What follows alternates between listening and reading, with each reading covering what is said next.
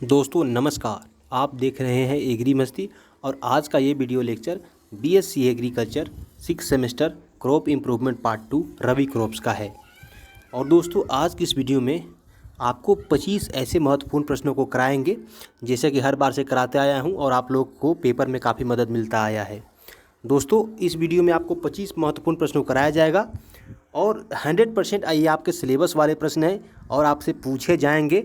और जैसा कि आप लोग कमेंट करके बताइएगा कि जो फार्मिंग सिस्टम का पेपर था उसमें मेरे द्वारा बताया हुआ सच सच कितना फंसा, और आई होप कि इसमें भी उतना ही फंसेगा।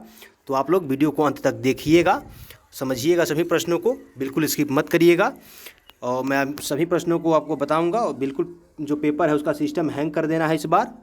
तो आपसे रिक्वेस्ट कि अगर आप इस चैनल पर फर्स्ट टाइम विजिट किए हैं तो चैनल को सब्सक्राइब करके इस वीडियो को लाइक कर दीजिएगा। आपसे विशेष अनुरोध है कि वीडियो को लाइक करिएगा ज़रूर। और साथ ही साथ आपको पीडीएफ नोट्स लेने के लिए टेलीग्राम चैनल ज्वाइन करना होगा। टेलीग्राम चैनल का लिंक डिस्क्रिप्शन में आपको मिल जाएगा। तो दोस्तों अब देर किए बिना हम लोग चलेंगे, प्रश्नों का सिलसिला शुरू करेंगे और समझेंगे ऐसे 25 प्रश्नों को जो कि पेपर का सिस्टम हैंग करने वाले हैं। तो दोस्तों वीडियो यहाँ से शुरू होता है और प्रश्न है पहला, गन्ने के पुष्प को क्या कहते हैं। तो दोस्तों गन्ने के पुष्प को एरो कहा जाता है। हाँ, वही तीर वाला एरो, ठीक है। और गन्ने के पुष्प को एरो कहा जाता है। और नेक्स्ट है देसी चना के वैज्ञानिक नाम। तो दोस्तों देसी चना जो होता है उसका वैज्ञानिक नाम साइसर एरिटीनियम होता है, ठीक है। साइसर एरिटीनियम होता है। और दोस्तों आपको बता दें चना दो प्रकार की होती है, काबुली चना और देसी चना। तो दोस्तों जो काबुली चना होता है उसका वैज्ञानिक नाम होता है, इस यहाँ तक वहीं बड़ा सेम ही होता है, साइसर काबुलियम होता है काबुली चना का, और साइसर एरिटीनियम होता है आपका देसी चना का। इसमें नहीं लिखा है काबुली चना, लेकिन उसको भी पूछा जा सकता है, इसलिए मैंने आपको बता दिया। और जो देसी चने में गुणसूत्रों की बात करें तो देसी चने में गुणसूत्र 2n बराबर 14 होता है। और नेक्स्ट है नीचे आप इसका देखिएगा, काबुली या सफ़ेद चना का वानस्पतिक नाम क्या होता है। तो साइसर काबुलियम, जैसे कि मैंने आपको बताया, साइसर काबुलियम काबुली चने की वैज्ञानिक नाम है, वानस्पतिक नाम है। और इसमें गुणसूत्रों की संख्या 2n बराबर 16 होता है, यानी देसी चने से 2 ज़्यादा होता है। और नेक्स्ट है मटर के एंड्रोसियम होते हैं। तो दोस्तों मटर में कितने पुंकेसर्स होते हैं। तो मटर में टोटल आपके 10 होते हैं, 9 + 1 पुंकेसर होते हैं। इसको याद कर लीजिएगा, इस प्रश्न को हर बार पूछा जाता है और आई होप कि इस बार भी पूछा जाएगा। नेक्स्ट है पंत एल किसकी प्रजाति है। तो दोस्तों पंत एल जो है आपकी मसूर की प्रजाति है, ठीक है, मसूर की, यानी पंत लेंटिल, एल का मतलब लेंटिल होता है। तो पंत लेंटिल मसूर की प्रजाति है, लेंटिल का हिंदी में मसूर कहा जाता है। और नेक्स्ट है चने में उकठा रोग किसके कारण लगता है। तो दोस्तों चने में उकठा रोग जो है वो फ्यूजेरियम ऑक्सीस्पोरम के कारण लगता है, जो कि फ्यूजेरियम ऑक्सीस्पोरम एक फफूंद होता है, ठीक है। इसको आप याद कर लीजिए, चने में उकठा रोग किसके कारण लगता है, तो फ्यूजेरियम ऑक्सीस्पोरम, और फ्यूजेरियम ऑक्सीस्पोरम क्या एक फफूंद होता है। और नेक्स्ट है चने की उकठा रोग प्रतिरोधी प्रजातियां। दोस्तों ये जो मैंने आपको ये 2 प्रश्न बताया, ये और ये, इन दोनों प्रश्नों में से कम एक प्रश्न पूछा जाएगा, हो सकता है तो दोनों प्रश्न आपसे पूछा जाए पेपर में। प्रश्न जो अगला प्रश्न है, चने के उकठा रोग की प्रतिरोधी प्रजातियां कौन कौन सी है। तो पंत जी 114 और पूसा 209 और हरियाणा चना 1, ये जो हैं ये आपके चने की जो ऐसी प्रजातियां हैं जो कि उकठा रोग के प्रतिरोधी हैं। और नेक्स्ट है डी कैंडोले के अनुसार चना के उत्पत्ति स्थान कहाँ है।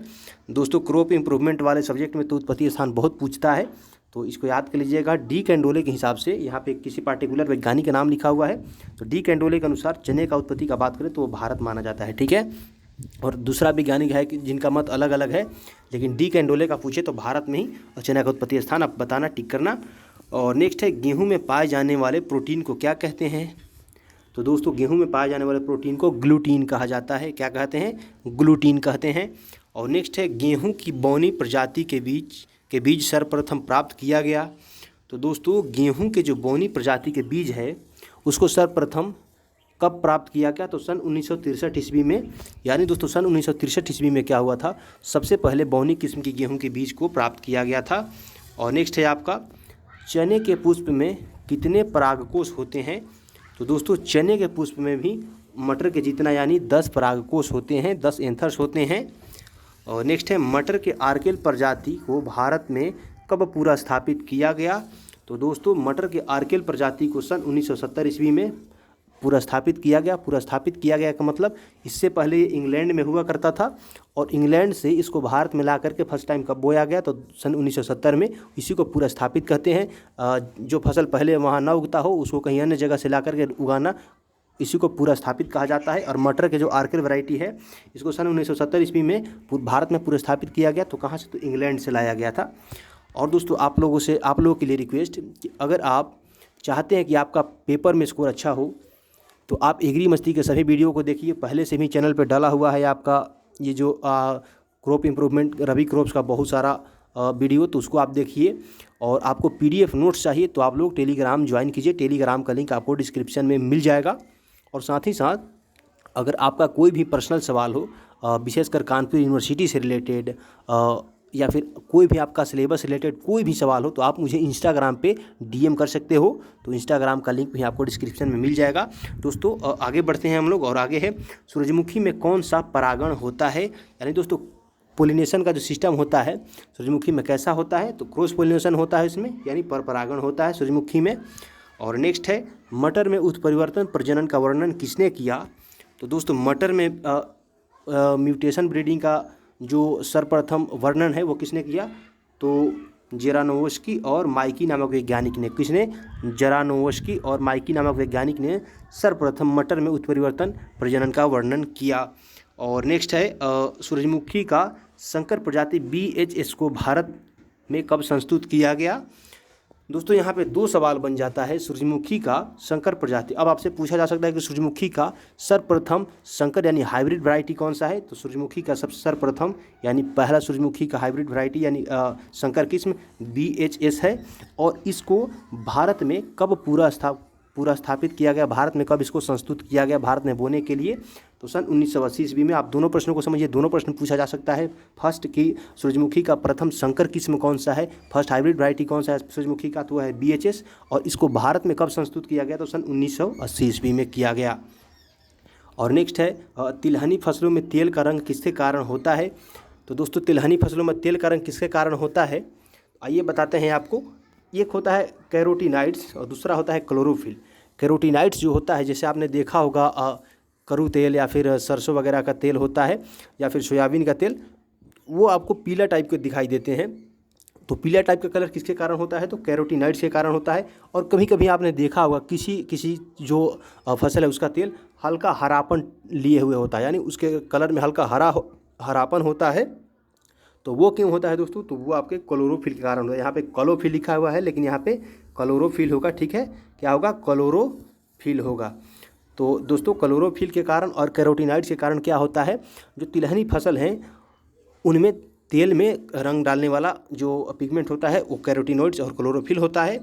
और दोस्तों आपको बिल्कुल देहाती और लोकल भाषा में समझा दूंगा ऐसा कि दिमाग में से आपका कहीं नहीं निकलेगा। बस आप लोग वीडियो को अंत तक देखिएगा और इधर उधर भगाइएगा मत, हाथ पैर मत मारिएगा वरना नुकसान आपको ही हो जाएगा। और नेक्स्ट आलू का रंग हरा क्यों होता है, तो दोस्तों आलू का रंग हरियर क्यों रह जाता है, तो सोलेनिन के कारण, ठीक है। आलू का रंग हरा क्यों होता है, तो सोलेनिन के कारण। और सोलेनिन क्यों हो जाता है, जब आलू का पौधा जो लगा होता है, आलू का जो बेल होता है और लगने के बाद जो आलू का जो ट्यूबर होता है गोल गोल, अगर उस पर डायरेक्ट धूप पड़े तो क्या होता है, उसमें क्लोरोफिल का मात्रा बढ़ जाता है प्रकाश संश्लेषण के द्वारा, तो सोलेनिन बन जाता है धीरे धीरे और आलू हरा हो जाता है। और नेक्स्ट है आलू के पछेती झुलसा रोग नियंत्रण के लिए प्रयोग करते हैं। तो दोस्तों आलू में जो पछेती झुलसा रोग है, मैं आपको बता दूं, इसमें 2-3 प्रश्न इससे पूछा जा सकता है कि आलू का सबसे खतरनाक रोग कौन सा है, तो ये आपका पछेती झुलसा रोग है। आलू का सबसे खतरनाक रोग पछेती झुलसा। और पछेती झुलसा रोग किसके कारण लगता है, तो दोस्तों पछेती झुलसा जो रोग है आलू का, उसका ये फाइटोप्थोरा इन्फेंट्स के कारण लगता है। मेरी आवाज़ को सुन लीजिए क्योंकि यहाँ पे लिखा हुआ नहीं है। तो फाइटोप्थोरा इन्फेंट्स के कारण आलू का पछेती झुलसा रोग लगता है और अगेती झुलसा अल्टरनेरिया सोलेनाई के कारण लगता है। और बात करें तो आलू में पछेती झुलसा रोग का नियंत्रण किसके द्वारा करते हैं, तो एक केमिकल है डाइथेन Z78 और एक केमिकल है डाइथेन M45। इसकी 0.5% घोल को छिड़काव करके हम लोग आलू के पछेती झुलसा रोग से बचाव करते हैं, रोग का नियंत्रण करते हैं। इसमें मैंने आपको 2-3 प्रश्नों को बता दिया, अगेती झुलसा, पछेती झुलसा और इसका कारण क्या होता है और नियंत्रण क्या होता है। इसमें से तो आपको 2 प्रश्न आएंगे ही आएंगे। और नेक्स्ट है राजमा का वानस्पतिक नाम होता है, तो दोस्तों राजमा जैसा कि आपको पता है एक दलहनी फसल है, जो कि दलहनी फसल होते हुए भी नाइट्रोजन फिक्सेशन नहीं करती है। ये भी एक प्रश्न बन सकता है कि वह कौन सा दलहनी फसल है जो कि दलहनी फसल होने के बावजूद भी नाइट्रोजन को फिक्स नहीं करती भूमि में। तो ये आपका राजमा है। और राजमा का वैज्ञानिक नाम क्या है? तो फिजियोलस वल्गेयर है। क्या है? फिजियोलस वल्गेयर। 2n = 22, ठीक है। और नेक्स्ट है मटर में कौन सा परागण होता है? तो दोस्तों मटर में आपका सेल्फ पोलिनेशन होता है। कैसा होता है? स्वपरागण होता है। और गन्ना प्रजनन संस्थान कहाँ है? तो आपका कोयम्बटूर कर्नाटक में है। दोस्तों यहाँ पे प्रश्नों का सिलसिला खत्म होता है। हम लोग मिलेंगे किसी अगले वीडियो में, तब तक के लिए आप सभी का बहुत बहुत धन्यवाद।